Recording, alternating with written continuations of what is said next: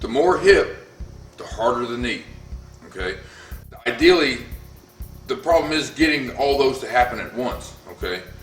The same time you get fully extended on your toe on either side, okay, the higher on the toe that you go, the more hip, okay, it's very important. Hand placement is also important. If I stepped in and tried to knee from outside with hands down, okay, everything is open and exposed. A wild shot could get you, okay? So it's very important that kneeing from outside, you keep the hands up very high, okay? Sagasim used to always tell me to, if I was right knee, the one hand high, but I would pull back with the other side, okay, that way. However, I believe him, okay, don't get me wrong, however, I like to keep my hands up just a bit higher, okay, on both sides, because I've stepped in to knee before, right, and dropped this one side, and I got cracked, okay, on that side. So I learned from experience, I guess, I'll try to keep the hands up higher, okay, in the knee.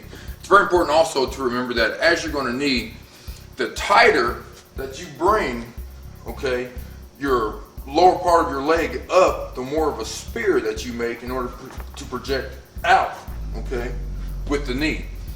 The tighter up and point the toes and get up on the other toe, you can get the same distance to reach, okay, with your knee that you can on your long jab, okay. If I can reach this with my jab, the same distance I can reach with my knee, okay, but it all comes from pushing the hips out further and getting up on the toe. If you don't do that, you can't make that distance up. Higher on the toe, the more hip, okay, and like a spear, up tight, toes pointed, and it projects out, hands up high. That's knee from outside, okay. Very important to keep the hands up high, okay, and I always take a step also when to knee, okay. Métis was very big on stepping into everything. You get your body weight going into target, okay. It's going to be harder, okay. Two forces working together, right, make it harder, okay. So if I take a small step, okay, for my right knee, I might do it off of a jab. I jab, step, and knee, get the distance I want, okay. And always, I see a lot of guys that they will knee outside, okay, straight down the line. If you're going to go for the solar plexus or sternum, right, it's going to be right in front of you. Straight knees, straight, straight, straight, okay. Try not to, it's not a lean back to get it out, okay, but it's pushing the hips out to get it extended. It's going to give you almost that feeling of leaning back, but you're actually just pushing your hips forward to do it, okay.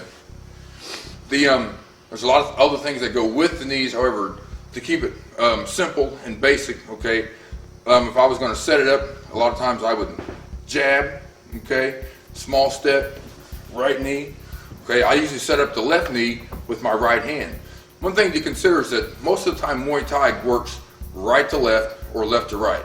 I think it takes a long time to right hand and recoil and right side, okay, so I work right to left, left to right. If I left jab, I'm going to right knee, okay. If I'm going to right hand, as the hand is coming back, okay, then I'm stepping forward to deliver the left knee. Again, I've got power going into target. I right hand, come back, left knee, 2 steps back to my stance again. Right hand, step, left knee, back to my stance again.